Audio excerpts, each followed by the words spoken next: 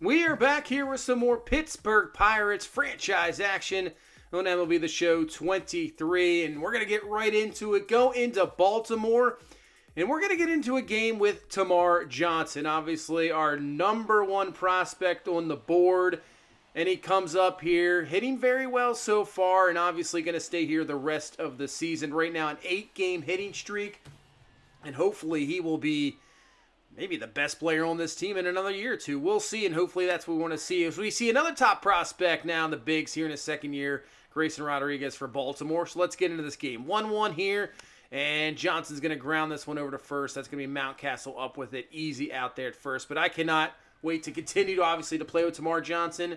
I think he's going to be an absolute beast, and hopefully helps lead this team to a playoff appearance. I'm not sure if it's going to be this year, but hopefully next year. Maybe next year, we'll see. See what we do in the offseason, continue the development of this team, these players that drive us there, and hopefully we'll have a playoff appearance as this one's hit well into right field. It's going to get down for a hit. Johnson on his way to second base. He's going to slide in there, throw a little bit offline, and he's in there for a double here in the sixth inning, and just still a 1-1 game. I mean, we're playing really well this year, so obviously it's very early on.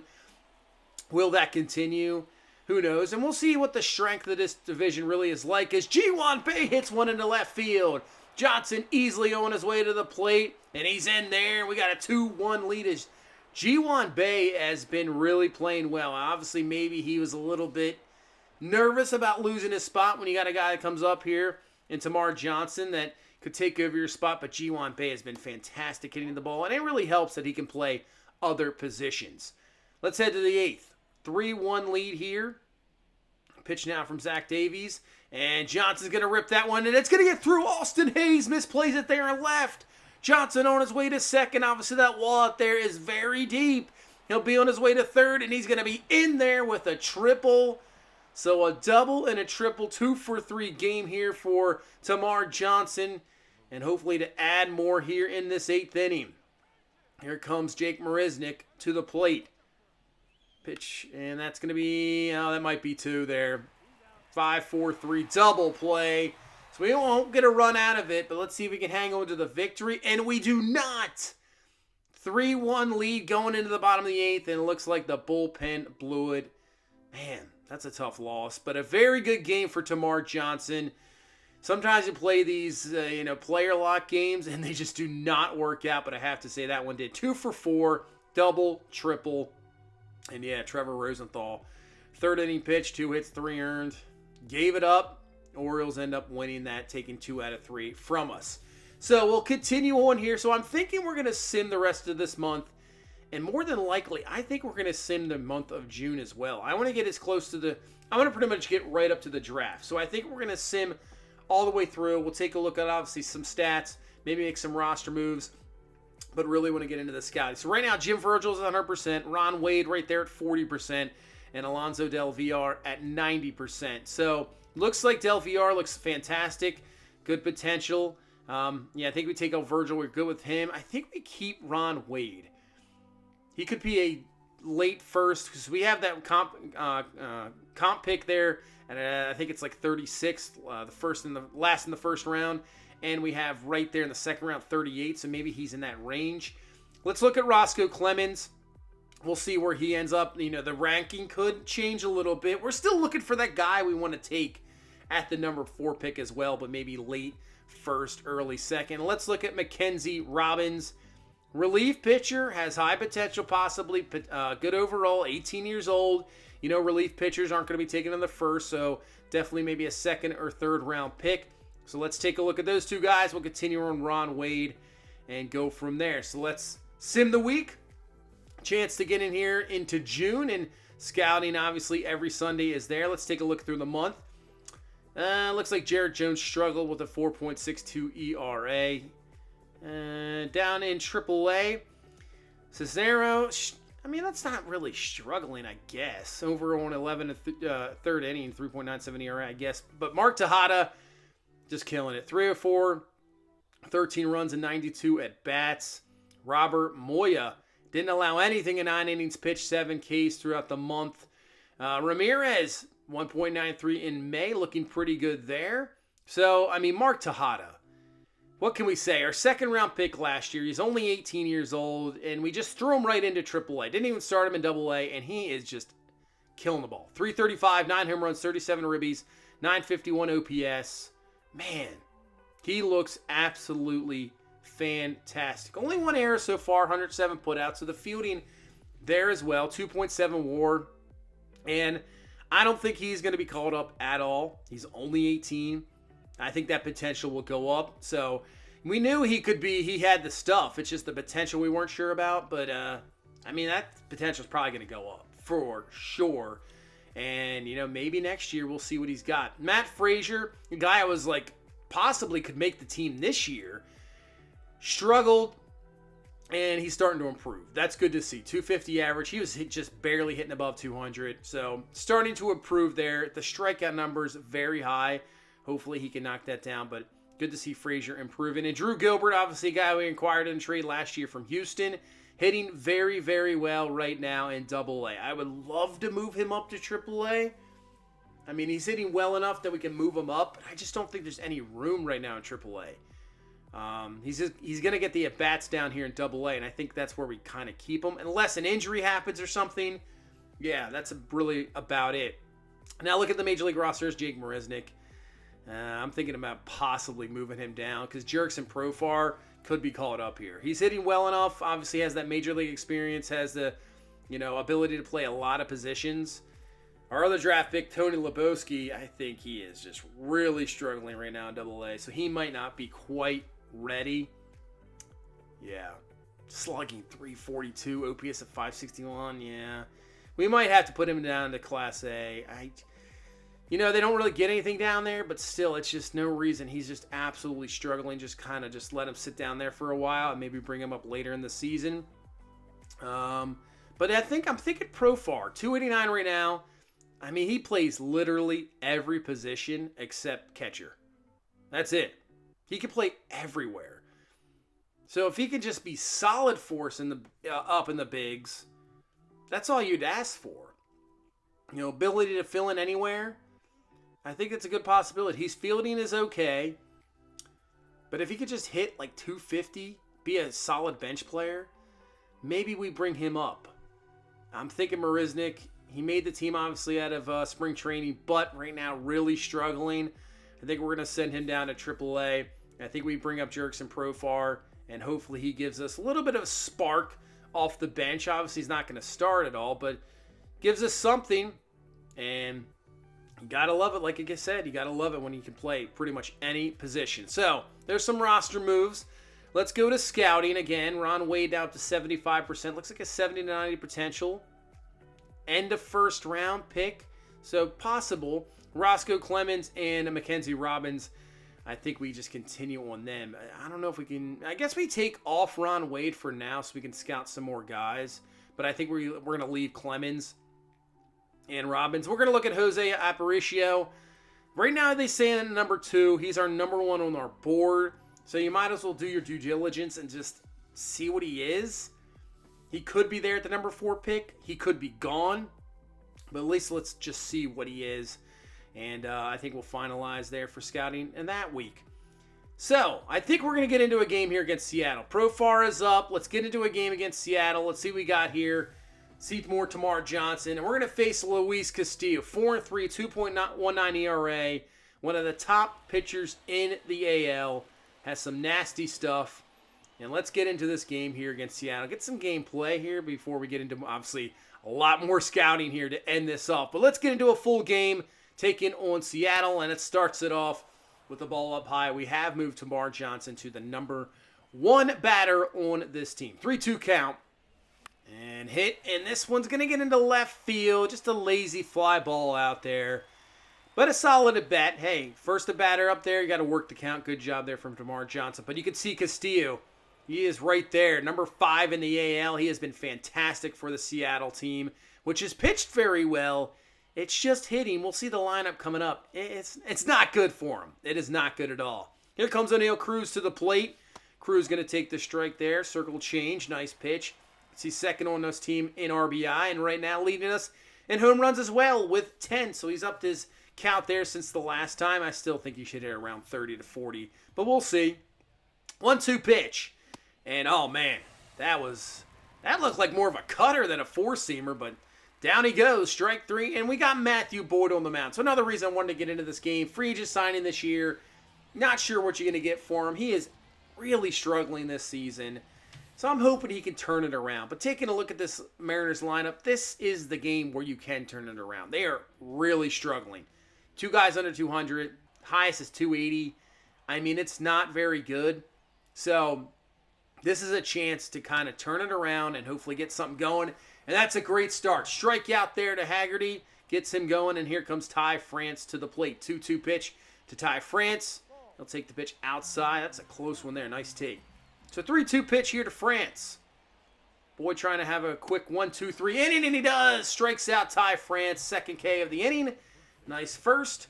Let's go to the second. Jesus Aguilar coming to the plate, and he has been a very, very good free agent signing. Right around 300, 8 home runs. He has performed very, very well, and he gets out in front of this one. Just out in front of that slider. Fouls that one away. 2-2 pitch, even though he does not have very good numbers against Castillo. He's had 4 for 22. We'll make it 4 for 23 with another K. And he goes down.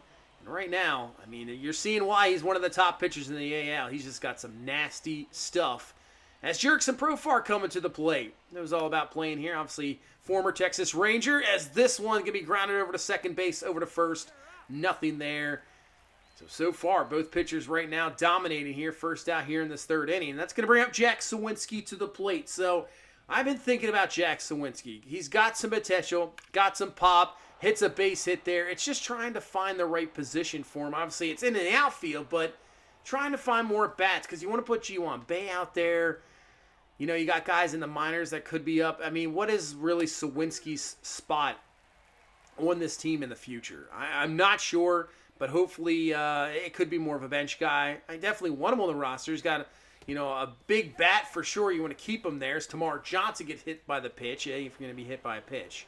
That's easy there on the breaking ball. But hopefully Suwinski just got to continue to get him as much playing time as possible. See what we got there. Ground ball over to second. So nothing there with first and second two away. Ground ball ends the third. And we'll head to the bottom half. Taylor Trammell coming to the plate. 0-2 pitch to him. He'll take the slider outside. 1-2 pitch now from Boyd. And gets him on the fastball inside for strike three. So I'm actually liking the stuff Boyd has. I think he's got solid stuff. His location right now has been very good. He's not very wild at all. You know, he's got a mid-90s fastball, solid slider. 0-2 pitch here to McKinstry, and that's tough to hit. Right there in the top half. See you later, strike three. And now Paul DeYoung coming to the plate with 2 away. And that's down the line. That's going to be a base hit. So first hit of the game here for Seattle. But nice cutoff by Suwinski. Throws it into second base, so holds that one to a single. No extra bases there. And it's going to be up to Moore to continue this third. And he swings through the circle change. But yeah, all this, he's got some really good stuff. He really does. 1-2 pitch, fastball inside. See you later. Strikes out the side here in the third. All right, let's go to the fourth. We got a pitcher's duel here. Nothing going on so far. Both pitchers really dominating. As they're going to say he went. Are you serious? Okay. O'Neal Cruz goes down again. Second K for him in as many at-bats. And now it's going to be up to McCutchen here with 1 away. And he swings through the fastball up high. Man, both pitchers looking really good. Ty France coming to the plate, struck out in the first inning, and that's going to be a foul away. Saw his career numbers against Matthew Boyd. Not good, 1 of 7. We're going to try to make it 1 of 8 here. And, oh, man, that just kind of locked him up. You don't want to leave those circle changes that high, but pretty much just kind of buckled his knees for strike three. And then Suarez is going to swing through that one as well. So a couple Ks here in the fourth, and Matthew Boyd striking out guys left and right. We already have 7 Ks here through the fourth inning. Just mowing down guys, only allowed 1 hit.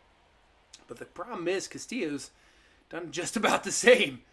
Cal Riley here in this bottom of the 5th inning. It's still a 0-0 game. He'll get a base hit here with 1 away in this 5th, trying to get the Mariners offense rolling a little bit, but obviously we saw their numbers. It's not good. Here comes Trammell to the plate. Struck out earlier. And he'll take the pitch for a strike. 1-2 pitch here to Taylor Trammell. And takes the pitch inside. Nice take there. Trying to kind of get the same location on the first strikeout. Now we're going to hit him with that circle change on the outside half for strike 3 as Trammell goes down again. With 2 away, it's up to Zach McKinstry, but he's going to fly this one out to center. Profar easily underneath of it. And that'll do it for the 5th inning. So we head into the 6th. No score.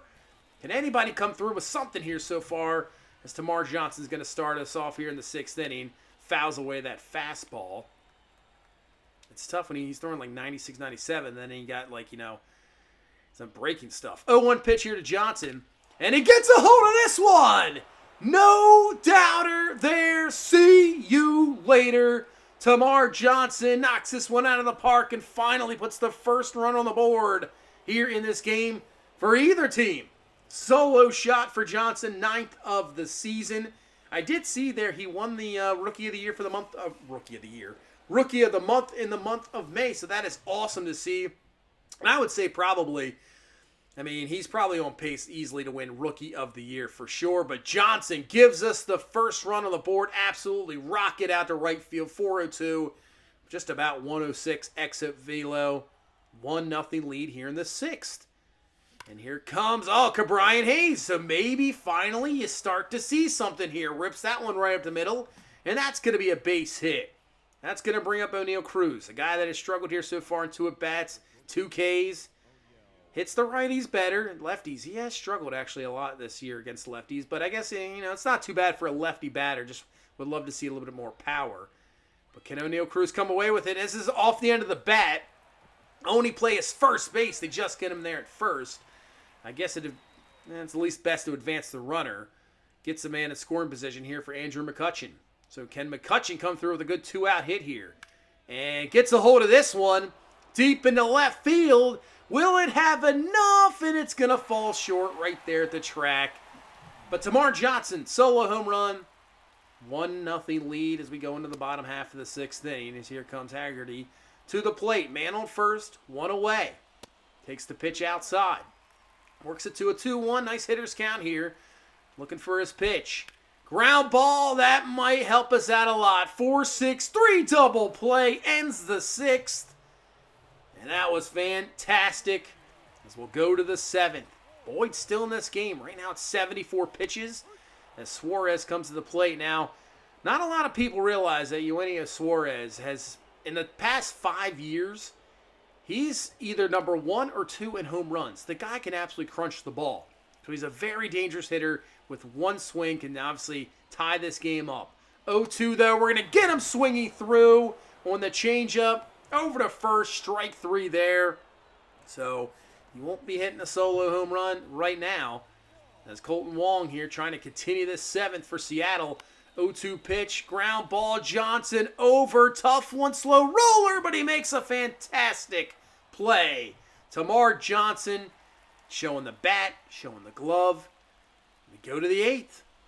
Still a 1-0 game. Boyd still in this game. Not sure if we're going to go complete with him. Obviously would love to get out of this 8th. But right now, kind of, running out of juice just a little bit. But gets it out there, and here comes J.P. Crawford off the bench. Seattle trying to start something. Trying to start a rally here in this 8th. Just a 1-0 game, so all you need is one swing. As Crawford gets jammed, and man, that was a quick pitch hit at bat. Hayes got it at third. 2 away for McKinstry. 1-2 pitch to him. And he looks awful in that slider. Strike 3. What a job from Matthew Boyd in this game. 3 hits allowed. Let's just add some more runs. And we'll bring in David Bednar to try to save this up. Hayes ground ball over to third to start this 9th. Easy play for Suarez. Gets him there at first base. So now 2 away. And it's going to be up to McCutchen to continue this 9th. And he will. He'll hit this one in right field. Nice job. Base hit. So McCutchen on. 2 away in this 9th inning. Just the Tamar Johnson solo home run. And that is it. Love a 2-run shot here from Aguilar. That would be fantastic to build this up to 3-0. And he fouls away the curveball. Could have done some damage with that one. A little bit inside, but still just hanging there. That's another one. But man, just laid on it. Fly ball on the right, and that is going to do it in the 9th. So here we go. David Bednar 16 to 17 on the season. He has had a great season. .074 average against righties. I mean, he's killing it this year. He really is. And hopefully he can pick up a save here in a 1-0 game. But works it to a 3-2 count as DeYoung. And he's going to draw a leadoff walk. So just like that, tying run on, go ahead at the plate. And it's the top of the order for Dylan Moore. 2-2 pitch to him. Ground ball. That's going to get through for a base hit. So, first 2 on. So, hopefully now, 2 on, nobody down. Let's see. They might sack bunt here to get guys at second or third. That's exactly what they're going to do. Force over to first base. We'll get them there first. So, you got second and third. Go ahead, run and score in position. And you know what I think we should do here is probably just intentionally walk Ty France, because that'll set up a double play ball. And maybe we could just get it either force at home maybe. So, let's intentionally walk him. Oh, man. Of course, we run in trouble here in the ninth. It's only a 1-0 game, so obviously base hit's going to win this. And here comes Suarez at the plate. He'll take the pitch inside for a strike. Nice pitch there from Bednar. We just need a ground ball. That's what we need. Hits the pitch down low. 2-1 count. Obviously nowhere to put him. Don't want to walk in the tie and run. 2-1 pitch. Ground ball over short. Cruz up with it. Gets it second. Over to first and turns it. Oh, man. 6-4-3. Double play to end it. That was awesome. Woo. 1-0 victory here in Seattle. And you can see the Seattle offense was not good, and really neither was us. Only 9 combined hits in the entire game. Really both starting pitchers dominated. And great job from Boyd. And ends up getting the victory. Just a Tamar Johnson home run. But Boyd, 8 innings, 3 hits, no walks, 12 strikeouts. Bednar did not make it easy there with the 2 walks and the hit. But gets the double play. Gets his 17th save of the season. Castillo, man. 7 hits, 3 hits, 1 earned. 6 Ks. That's rough. That's a rough loss there. As we continue to simmer in here after that game, Jake Cave looks like he's going to be out with at least 1 to 2 months with a fractured forearm. But actually, just as I was talking earlier, that gives room for Drew Gilbert, and we're going to move him up to AAA. He definitely deserves it. See what he can do there. And now McCutcheon's going to be out for 1 to 2 months with a fractured leg. Can we stop with the fractures? Man, that's going to hurt our lineup a lot. Well, I guess Jack Sawinski's going to be got plenty of time now. I guess we put in Profar. Maybe Connor Joe.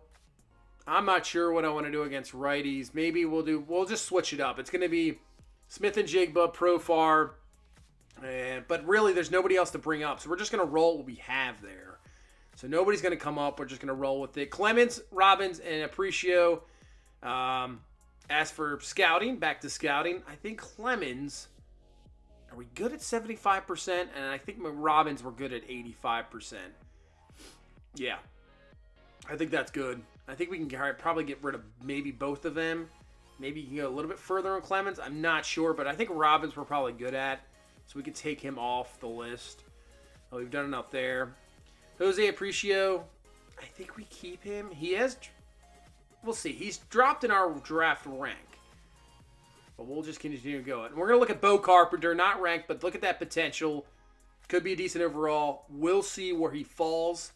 So we got to take a look at him there. And as you can see, his potential is still there. 85 to 96. We have actually 17th on our board. Clemens, he is now 100% scouted. So is Aparicio. He's right now at 76 to 88, so I don't know if we would take him right away or he possibly could be gone. And yeah, Carpenter looks fantastic. Clemens, I'm not sure either. I don't think he's worthy of a possible number 4 pick.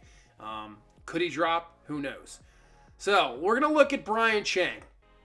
Right now, 25th on the draft board, 65 to 99 potential. Is that decent overall? He's only 18, so we'll look at him. We'll look at Russ Hernandez. He's a shortstop. Let's take a look at him. 65 to 99 potential, 35 to 69 overall. But he's more later on the draft. That's what we're looking for, too. And Alexi Fernandez, another guy later on, 65 to 99 potential. Not ranked at the moment, but we'll see. Could be a guy we take later, maybe 4th, 5th round pick. as we continue with the scouting there. As we continue on, another scouting possibility. We just got 2 weeks. I believe this is 2 weeks left. Yep, week 13 to 14. I think we just continue with everybody here. Yeah. I think we're just going to continue with everybody here. There's no reason to switch it up. I know we should get maybe more guys on there just to see. But I want to see where these guys are at. So I think we just continue and maybe get the percentage. And then we'll just do last week. See where guys fall. And just add a few other guys. And this is it. Final week of scouting. As we move into the month of June, Brian Chang has moved completely up the board. Wow. Potential 75 to 96, 54 to 74 overall. He's now moved up to number 4 on our board. Russ Hernandez, solid. Solid so far. And then Alexi Fernandez, not bad either. Now, actually, I don't know. I think we're going to keep Brian Chang. I want to get 100% on him. I'm interested now that he just jumped up the board. I think we'll look at Manny Knives. Right now it's 7th. So still trying to figure out who's going to be that number 4 pick. Chill's trying to figure that out. We'll look at Brent Moore, I believe. We'll take a look at him as well. Right now, draft rank is not ranked at the moment, but could be a high potential guy. That's going to be it for the scouting. That is it for season number 2 scouting. And then we got about a week left here, obviously, till draft day. You got the All-Star game. So we'll see. Let's take a look in June. Was a tough month for Jermaine Crocker. Yeah, not good. Not good either there. I mean, that's only 3 1/3 innings pitched. I mean, come on. I don't know. Some of these updates sometimes, it's like, But that's good to see. Over 100 bats. See, there you go. Nick Gonzalez, 350, drove in 16 over 100 at bats. That's more the stat you want to see than a guy that pitched 3 innings. Desmond Sexton, 38 2/3 innings work. 0.7 ERA. Another draft pick looking good. Kyle Nichols pitching well. So, I mean, our draft picks, really pitcher-wise, are performing really, really well. And speaking of, look at Pablo Santana. Man. 9-6. Right now, you can see he's got a 2.28 ERA, whip just at 1. He's only allowed 16 walks in 106 2/3 innings pitched. 3.3 WAR. The number 1 pick has just turned out to be fantastic. And I think he's going to be in the rotation next year. I don't see any way he's not. Pablo Santana, fantastic. And look at this. We're 43-40. We're tied for first place. We're right at the All-Star break. So thinking about, who should we trade? Maybe pick up some more prospects. Right now, you're like, maybe we just keep it as is? Or maybe make just one little trade as we're buyers? I'm not going crazy here in the trade deadline, obviously. But maybe we pick somebody up to possibly win a division. I don't know if we're going to win the division. Who knows? But keeping that wild card, I don't know. Right now, Yankees at 58 wins. They lead the American League East. They may be the best team in baseball right now. Twins at 55-31. They got a 7-game lead over the Guardians. And in the Astros, 54-32, 5-game lead over the Angels. So Angels lose Ohtani, but still they have a 12-game over 500 record, looking pretty good, and they're right there in the wild card. So the AL, you have some more dominant teams. O's and Blue Jays right there, just right at the wild card. Mets lead the National League East, but you can see pretty much everybody except the Nationals still in that division easily. Only 5.5 back at the break. You can see we saw our division. And look at the West. You got the Dodgers, Padres, and Giants right there, 5.5. So NL's a little bit more open. It definitely is. And we're right there in the wild card. You see how many teams are in the wild card hunt. It's crazy. You go down the list. I mean, Cubs are only 4 games back. I mean, you could say down to the Rockies, everybody's involved there. I mean, they're 37-46, but still, I think they're in it. So, who knows? I mean, division, I don't know if we're going to win the division, but it's still a possibility. And I think it's a really possibility that we could be possibly one of those 3 wildcard teams. You just really never know. I mean, who knows? We'll see if somebody takes off. Obviously, our pitching hasn't been the great. You can see number 25 in pitching, but our defense is solid. I think we're getting timely hitting. Maybe we'll see. We'll see. I've seen next time, obviously, it's going to be the draft. We'll do the draft next time, but we'll see in the trade deadline. Maybe we think about possibly picking somebody up. But yeah, next time, it's draft time. Always important when you're trying to rebuild this team. We'll have the number 4 pick. So hopefully we can get a big-time guy like Pablo Santana, who's been absolutely fantastic, and maybe a guy that can contribute to this team here maybe in year number 4. Hopefully. We'll see. But that's going to do it for this one. Thank you guys so much for watching. I appreciate all the support. You guys are absolutely awesome. Just continue to hit that like button. Subscribe for more Pirates franchise action. And I will see you in the next one. You guys have a good one. Bye-bye.